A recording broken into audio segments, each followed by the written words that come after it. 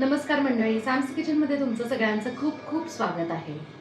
मंडळी, आज आपण आहे ना सातारच्या साईडची आहे ना एक भाजीचा प्रकार करणार आहोत बरं का. मे बी या वाक्यामुळे ना काही जणांना ना अंदाज आला असेल की आपण काय करणार आहोत. येस, तर आज आपण करत आहोत सातारी महाद्या. नॉर्मल साधी आहे ना कांद्याची भाजी आहे, पण खूप वेगळ्या पद्धतीची आहे. तुम्हाला ना लक्षात येईलच पूर्ण व्हिडिओ बघितल्यावर. आणि अजून एक महत्त्वाची गोष्ट म्हणजे की हा जो भाजीचा प्रकार आहे, हा जो महाद्या आहे, तो मला माझ्या सासूबाईंनी शिकवलेला आहे.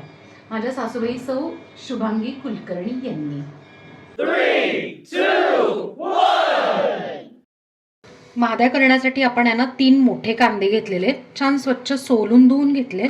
आता आपण आहे ना छान मीडियम साईज चिरूयात. फारही बारीक चिरायचा नाही, नाहीतर काय होतं माहितीये का, की त्याचा फार गोळा होतो.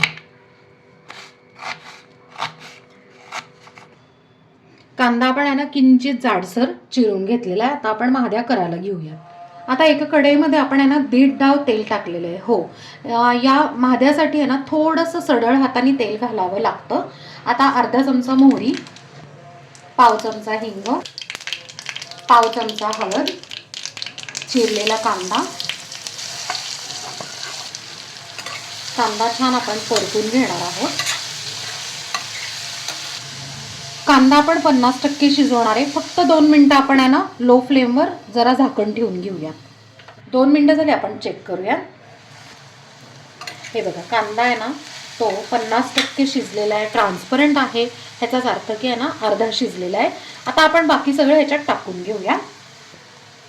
चवीप्रमाणे मीठ, 1.5 ते 2 चमचे लाल मिरची पावडर, 2 चमचे कांदा लसूण मसाला आणि भरपूर असा दाण्याचा कूट, म्हणजे दाणे आपण भाजून घेतलेत आणि त्याचा असा जाडसर कूट केलेला आहे. बरं फ्रेंड्स, आता ना ही जी भाजी कांद्याची भाजी म्हणजेच महाद्या आपण करत आहोत ना, तर आपण आहे ना अर्धा आधी का शिजवून घेतलं माहिती आहे का, की ह्याचा जो दाण्याचा कूट आहे ह्याच्यातला आपण आधी सुरुवातीला नाही घातला.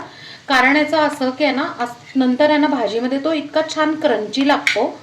आणि महत्त्वाचं म्हणजे आता हा जो महाद्या आहे तो तुम्ही आहे ना प्रवासात सुद्धा नेऊ शकता बरं का, किंवा लहान मुलांच्या आहे ना शाळेची पिकनिक वगैरे असेल, पोळी भाजी द्यायची असेल तर थोडीशी वेगळी म्हणून अशा पद्धतीची भाजी तुम्ही देऊ शकता. आता अगदी थोडंसं पाणी आपण टाकणार आहोत. पाणी याच्यासाठी की परत आपल्याला 2 मिनिटं झाकण ठेवायचंय आणि महाद्या आहे ना खाली चिटकायला नको म्हणून. आणि आपला जो दाण्याचा कूट आहे तो पण छान शिजतो म्हणून आपण आहे ना ह्याच्यात थोडं पाणी घातलेलं आहे. आता बरोबर आहे ना फक्त 1 मिनिटं आपण झाकण ठेवूया. 1 मिनिटं झालेलं आहे, चेक करूया. फ्रेंड्स, एकदा फक्त आहे ना ऑब्झर्व करून बघा, मस्तपैकी आहे ना असं कडेने तेल सुटलेलं आहे आणि आपला जो महाद्या आहे तयार आहे. फक्त आता लास्टली काय करायचं आहे की बारीक चिरलेली कोथिंबीर टाकायची आहे आणि 2 मिनिटं परतून घ्यायचं आहे. पाणीसुद्धा राहिलेलं नाही आहे आणि कलर पण तुम्ही बघू शकताय, मस्त आला. आता सातारा, कराड, कोल्हापूर या साईडची जी लोकं आहेत ना ती झणझणीत खाणारी आहे. तुम्हाला ह्याच्यापेक्षाही झणझणीत हवा असेल तर तुम्ही ना तिखट किंवा मसाला तुम्ही अजून ॲड करू शकता, किंवा भाकरीबरोबर खायचं असेल तर तुम्ही थोडंसं पाणी ठेवलं तरीही चालेल. आता आपल्या महाद्या तयार आहे, आपण सर्व करूयात. काय मंडळी, येत आहे नवं खायला? जगात भारी सातारी असा झणझणीत महाद्या तयार आहे. भाकरी असो, पोळी असो किंवा अगदी भाताबरोबर खाल्ला तरीही भन्नाटच लागणार. काय मंडळी, आहे ना एकदम झटपट होण्यासारखी भाजी. आणि महत्त्वाचं म्हणजे ना अगदी कमी साहित्यात आणि साध्या आपल्या घरात जे अवेलेबल इन्ग्रेडियंट्स असतात ना त्यापासून होणारी आहे. आता काय होतं माहिती आहे का, की बऱ्याच वेळा कांदे बटाटे तर आपल्याकडे कायम अवेलेबल असतात. ज्या वेळेला भाजी नसेल ना त्यावेळेला सुद्धा तुम्ही हा प्रकार करू शकता, टिफिनला करू शकता. आणि झणझणीत आहे त्यामुळे तोंडाला ना चव पण येते, भन्नाट लागते बरं का.